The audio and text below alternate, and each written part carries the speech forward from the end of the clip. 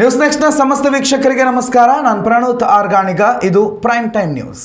ಇವತ್ತಿನ ಪ್ರೈಮ್ ಟೈಮ್ನಲ್ಲಿ ಪ್ರಮುಖ 3 ಸುದ್ದಿಗಳನ್ನು ಗಮನಿಸೋಣ.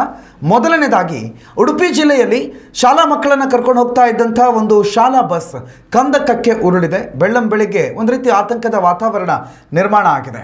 ನಮ್ಮ ಮಕ್ಕಳು ವಿದ್ಯಾವಂತರಾಗಬೇಕು, ಬುದ್ಧಿವಂತರಾಗಬೇಕು, ಕುಟುಂಬ ನಡೆಸುವ ಶಕ್ತಿ ಅವ್ರಿಗೆ ಸಿಗಬೇಕು ಅನ್ನೋ ಕಾರಣಕ್ಕೆ ವಿದ್ಯಾಭ್ಯಾಸ ಅನ್ನುವ ಹೆಸರಿನಲ್ಲಿ ಲಕ್ಷಾಂತರ ರೂಪಾಯಿ ಫೀಸ್ಗಳನ್ನು ಶಾಲೆಗಳಿಗೆ ಕಟ್ಟಿ ಆ ಶಾಲೆಗಳ ಬಸ್ಗಳ ಮನೆಗೆ ಬರುತ್ತೆ. ಮಕ್ಕಳನ್ನು ಸುರಕ್ಷಿತವಾಗಿ ಆ ಬಸ್ ಮುಖಾಂತರ ಶಾಲೆ ಕರ್ಕೊಂಡು ಹೋಗ್ತಾರೆ. ಅಲ್ಲಿ ಮಕ್ಕಳಿಗೆ ವಿದ್ಯಾಭ್ಯಾಸ ಆಗುತ್ತೆ. ಅಲ್ಲಿ ಕಲಿತ ವಿದ್ಯೆಯಿಂದ ನನ್ನ ಮಗ ನನ್ನ ಬದುಕನ್ನು ಕಟ್ಕೋತಾನೆ, ನಮ್ಮ ಮನೆಯವರ ಬದುಕನ್ನು ಕಟ್ತಾನೆ ಅನ್ನುವಂಥ ಕನಸನ್ನು ಮನೆಯವರು ಕಾಣ್ತಾ ಇದ್ರೆ, ಕೆಲವರ ನಿರ್ಲಕ್ಷ್ಯದಿಂದಾಗಿ, ಕೆಲವರ ಅತಿ ವೇಗದ ಚಾಲನೆಯಿಂದಾಗಿ ಇಂಥ ಅವಘಡಗಳು ಸಂಭವಿಸ್ತಾ ಇದೆ.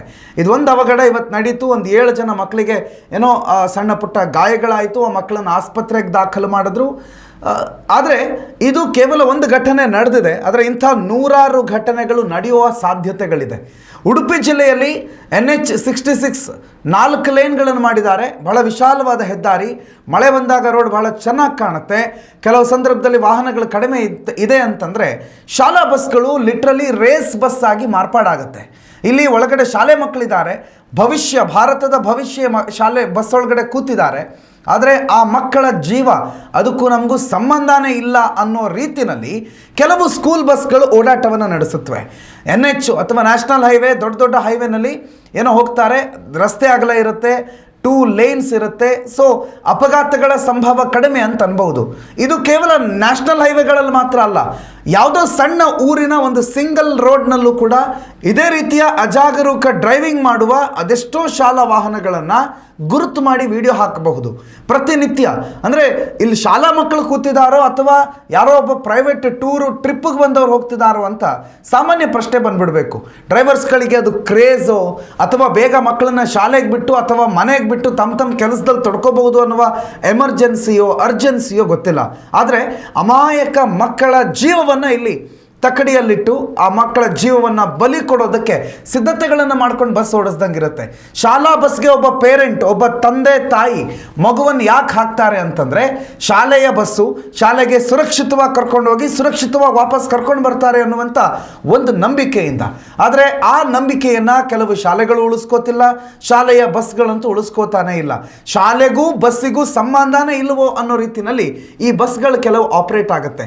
ಕೆಲವು ಪ್ರೈವೇಟ್ ಟೂರಿಸ್ಟು ಅಥವಾ ಪ್ರೈವೇಟ್ ಬಸ್ಗಳು, ನಮ್ಮ ಉಡುಪಿ ಭಾಗದಲ್ಲಿ ಓಡಾಡುವ ಖಾಸಗಿ ಬಸ್ಗಳು, ಕೆಲವರಿಗೆ ಟೈಮ್ ಮೇಂಟೈನ್ ಮಾಡಬೇಕು, ಅದರಿಂದಲೇ ಹೊಟ್ಟೆಪಾಡಿರುತ್ತೆ, ಮತ್ತೊಂದು ಮಗದೊಂದಿರುತ್ತೆ. ಆದರೆ ಸ್ಕೂಲ್ ಬಸ್ಗೆ ನಿಗದಿತ ಸಮಯ ಅಂತಿರುತ್ತೆ. ಅವ್ರು ಬೆಳಿಗ್ಗೆ ಇಂತಿಷ್ಟೊತ್ತು ಹೊರಟ್ರೆ ಇಂತಿಷ್ಟೊತ್ತು ಸಮಯ ಅಂತಿರುತ್ತೆ.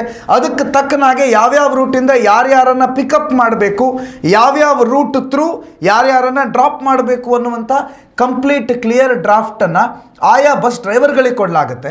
ಆದರೆ ಅವ್ರು ಮಾತ್ರ ಅದೆಷ್ಟು ಬೇಗ ಮಕ್ಕಳನ್ನು ಕೆಳಗಡೆ ಇಳಿಸ್ಬಿಟ್ಟು ಹೋಗ್ಬಿಡ್ತೀವೋ ಅಥವಾ ಮಕ್ಕಳನ್ನು ಶಾಲೆ ಕರ್ಕೊಂಡು ಹೋಗಿಬಿಟ್ಟು ನಾವು ಬೇರೆ ಕೆಲಸಕ್ಕೆ ಎಷ್ಟು ಬೇಗ ಹೋಗ್ಬಿಡೋಣ ಅನ್ನುವಂಥ ಎಮರ್ಜೆನ್ಸಿಯಲ್ಲಿ ಕಾಣ್ತಾರೆ.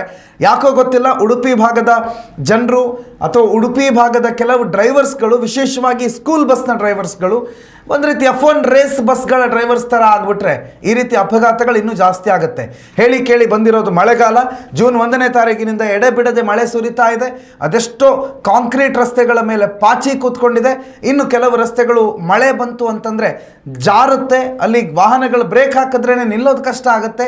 ಅಂಥದ್ರಲ್ಲೂ ಅತಿ ವೇಗದ 80-90 km/h ಸ್ಪೀಡ್ನಲ್ಲಿ ಬರುವಂಥ ಸ್ಕೂಲ್ ಬಸ್ಗಳು ಮತ್ತು ಅದಕ್ಕೆ ಸಂಬಂಧಪಟ್ಟಂಥ ಶಾಲೆಗಳು ಈ ಕ್ರೈಸ್ಟ್ ಸ್ಕೂಲ್ ಬಸ್ ಆಕ್ಸಿಡೆಂಟ್ನ ವಿಚಾರವನ್ನು ಗಮನದಲ್ಲಿಟ್ಟುಕೊಂಡು ನಾಳೆ ಇದೇ ಪರಿಸ್ಥಿತಿ ನಿಮ್ಮ ಶಾಲೆಗೆ, ನಿಮ್ಮ ಬಸ್ಸಿಗೆ ಮತ್ತು ನಿಮ್ಮ ಶಾಲೆಯಲ್ಲಿ ಓದ್ತಾ ಇರೋ ಮಕ್ಕಳಿಗೆ ಬರಬಾರ್ದು ಅಂತಿದ್ರೆ ಆ ಶಾಲಾ ಬಸ್ಗಳಿಗೆ ಸ್ಪೀಡ್ ಬ್ರೇಕರ್ ಹಾಕಿದ್ದೀವಿ ಅಂತ ಹೇಳ್ತಾರೆ, GPS ಇದೆ ಅಂತ ಹೇಳ್ತಾರೆ.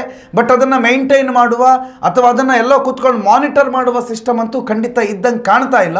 ಆ ಸಿಸ್ಟಮ್ ಇದೆ, ಇಲ್ಲೋ ಏನೋ ಸಮಸ್ಯೆ ಆಗುತ್ತೆ ಅನ್ನೋ ಭಯ ಇದ್ದರೆ ಎಲ್ಲ ಡ್ರೈವರ್ಸ್ಗಳು ಈ ರೀತಿ ಯಮದೂತರ ಹಾಗೆ ವಾಹನವನ್ನು ಓಡಿಸೋದು ಇಲ್ಲ ಅಂತ ಕಾಣುತ್ತೆ. ಆದರೆ ಎಲ್ಲೋ ಒಂದೋ ಎರಡೋ ಬಸ್ಗಳು ಮಾತ್ರ ನಿಗದಿತವಾಗಿ ನಾರ್ಮಲ್ ಆಗಿ ಮಕ್ಕಳಿದ್ದಾರೆ ಅನ್ನುವ ಜವಾಬ್ದಾರಿಯಿಂದ ಓಡಿಸ್ತಾರೆ ಬಿಟ್ಟರೆ ಉಳಿದ ಮೋರ್ ದೆನ್ 80% ಸ್ಕೂಲ್ ಬಸ್ಗಳು ಹೋಗೋದೇ ಹೀಗೆ.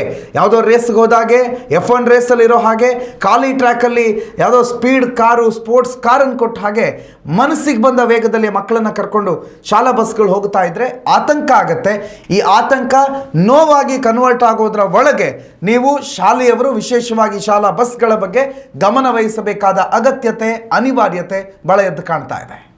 ಉತ್ತಮ ಸಂಸ್ಕಾರಯುತ ಶಿಕ್ಷಣದೊಂದಿಗೆ VSS English medium CBSE school Udupi Muddur. ನರ್ಸರಿಯಿಂದ 10ನೇ ತರಗತಿವರೆಗೆ ಶಿಕ್ಷಣದ ಜೊತೆಗೆ 5ರಿಂದ 10ನೇ ತರಗತಿವರೆಗಿನ ವಿದ್ಯಾರ್ಥಿನಿಯರಿಗೆ ಉತ್ತಮ ಹಾಸ್ಟೆಲ್ ಸೌಲಭ್ಯವೂ ಇದೆ. ನಿಮ್ಮ ಮಕ್ಕಳ ಪ್ರವೇಶಾತಿಗಾಗಿ ಈ ಸಂಖ್ಯೆಗೆ ಕರೆ ಮಾಡಿ.